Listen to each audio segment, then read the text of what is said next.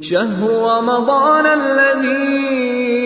أنزل فيه القرآن هدى للناس وبينات من الهدى والفرقان فمن شهد منكم الشهر فليصم ومن كان مريضا أو على سفر فعدة